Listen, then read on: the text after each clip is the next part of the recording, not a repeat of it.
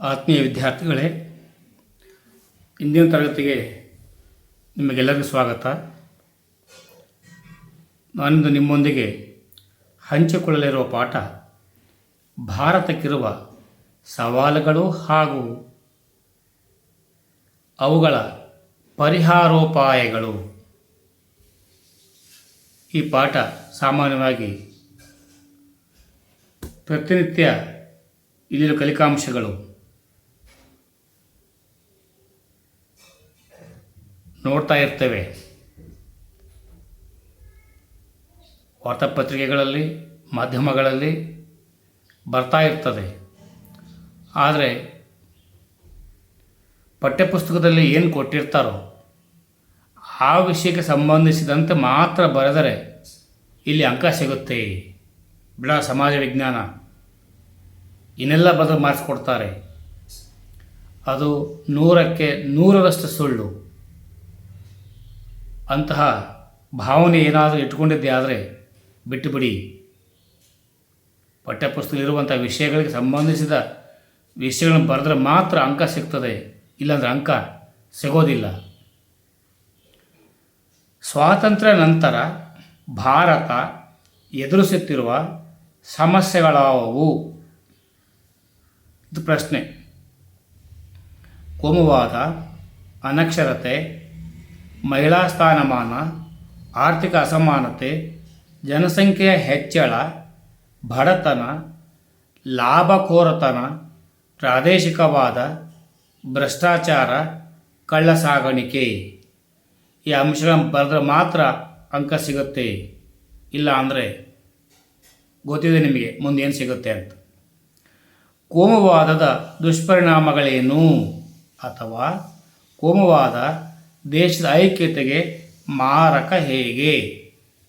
ಸಮಾಜದಲ್ಲಿ ಭಿನ್ನತೆ ಮತ್ತು ಗುಂಪುಗಳಿಗೆ ಪೈಪೋಟಿ, ಆರ್ಥಿಕ ವೈಷಮ್ಯ ಮತ್ತು ರಾಜಕೀಯ ಪೈಪೋಟಿ, ಭಯದ ವಾತಾವರಣ ಸೃಷ್ಟಿ, ರಾಷ್ಟ್ರೀಯ ಏಕತೆ ಮತ್ತು ಸಮಗ್ರತೆಗೆ ಅಡ್ಡಿ, ಸಮಾಜದ ನೆಮ್ಮದಿ ಕೆಡಿಸುತ್ತದೆ, ಜೀವ ಮತ್ತು ಆಸ್ತಿ ಹಾನಿಯಾಗುತ್ತೆ, ಗುಂಪು ಘರ್ಷಣೆಗಳಾಗುತ್ತವೆ. ಲಿಂಗತ್ವ ಅಲ್ಪಸಂಖ್ಯಾತರ ಸಬಲೀಕರಣಕ್ಕಾಗಿ ಕೈಗೊಂಡಿರುವ ಕ್ರಮಗಳು ಯಾವುವು? ಲಿಂಗತ್ವ ಅಲ್ಪಸಂಖ್ಯಾತ ವ್ಯಕ್ತಿಗಳ ಹಕ್ಕುಗಳ ಸಂರಕ್ಷಣೆಗಾಗಿ ಕಾಯ್ದೆ 2019ರಲ್ಲಿ ಜಾರಿಗೆ ತರಲಾಗಿದೆ. ಇವರನ್ನು ಕುಟುಂಬದಿಂದ ಬೇರ್ಪಡಿಸುವಂತಿಲ್ಲ. ಮನೆ, ಸಮುದಾಯ, ಗ್ರಾಮದಿಂದ ಹೊರಹಾಕುವಂತಿಲ್ಲ. ಸ್ಮೈಲ್ ಯೋಜನೆ ತೆಗೆದುಕೊಂಡು ಬರಲಾಗಿದೆ. ಲಿಂಗತ್ವ ಅಲ್ಪಸಂಖ್ಯಾತ ವ್ಯಕ್ತಿಗಳ ರಾಷ್ಟ್ರೀಯ ಪರಿಷತ್ ರಚನೆ ಮಾಡಲಾಗಿದೆ. National portal park transgender Garima ಗೃಹ 2017ರಲ್ಲಿ ಕರ್ನಾಟಕ ಸರ್ಕಾರ ರಾಜ್ಯ ನೀತಿ ಜಾರಿ. ಸರ್ಕಾರಿ ಹುದ್ದೆಗಳ ನೇಮಕಾತಿಯಲ್ಲಿ 1% ಇವರಿಗಾಗಿ ಮೀಸಲಾತಿ.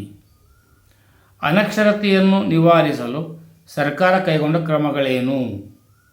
ಸರ್ವ ಶಿಕ್ಷಣ ಅಭಿಯಾನ, ರಾಷ್ಟ್ರೀಯ ಸಾಕ್ಷರತಾ ಮಿಷನ್, ಸಾಕ್ಷರತಾ ಭಾರತ್ ಕಾರ್ಯಕ್ರಮ, ಶಿಕ್ಷಣದ ಮೂಲಭೂತ ಹಕ್ಕು 17ನೇ ವಿಧಿ, ಶಿಕ್ಷಣ ಹಕ್ಕು ಕಾಯ್ದೆ RTI 2009, ಮಹಿಳಾ ಶಿಕ್ಷಣ, ವಿಕಲಚೇತನ ಶಿಕ್ಷಣ, ಮಹಿಳಾ ಜಾಗೃತಿ ಕಾರ್ಯಕ್ರಮಗಳು.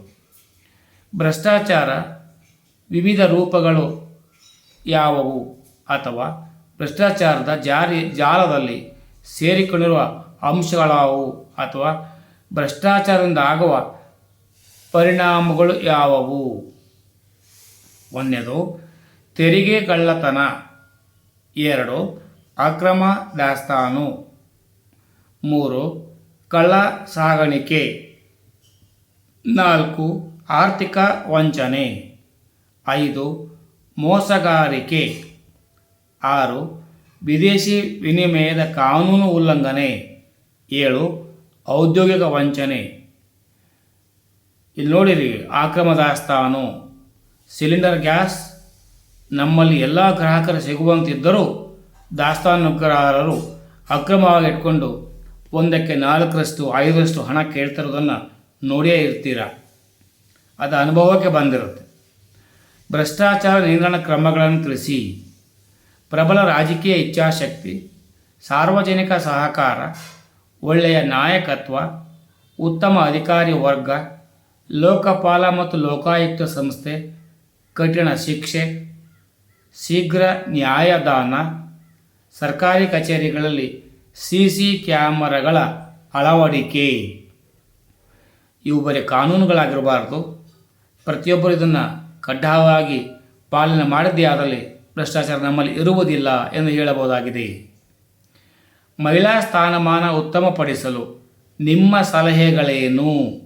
ಅಥವಾ ಮಹಿಳಾ ಸ್ಥಾನಮಾನವನ್ನು ಉತ್ತಮಪಡಿಸಲು ಸರ್ಕಾರದ ಯೋಜಿತ ಕಾರ್ಯಕ್ರಮಗಳೇನು? ಮಹಿಳಾ ಶಿಕ್ಷಣ, ಸಖಿ ಒನ್ ಸ್ಟಾಪ್ ಸೆಂಟರ್, ಮಹಿಳಾ ಸಹಾಯವಾಣಿ 1091, ಸ್ಥಳೀಯ ರಾಜಕೀಯ ಸಂಸ್ಥೆಗಳಲ್ಲಿ 50% ಮೀಸಲಾತಿ, ನಾರಿ ಶಕ್ತಿ ವಂದನಾ ಅಧಿನಿಯಮ, ವರದಕ್ಷಿಣೆ ನಿಷೇಧ, ಮಹಿಳಾ ಮೀಸಲಾತಿ, ಉದ್ಯೋಗ ಮತ್ತು ರಾಜಕೀಯ ಕ್ಷೇತ್ರ, ಬಾಲ್ಯ ವಿವಾಹ ನಿಷೇಧ, ಸ್ತ್ರೀ ಶಕ್ತಿ ಕಾರ್ಯಕ್ರಮ, ಸ್ವಸಹಾಯಕ ಸಂಘಗಳು, ಮಹಿಳಾ ಮಂಡಲ, ಮಹಿಳಾ ಆಯೋಗ ರಾಜ್ಯ ಮತ್ತು ರಾಷ್ಟ್ರ ಮಟ್ಟದಲ್ಲಿ.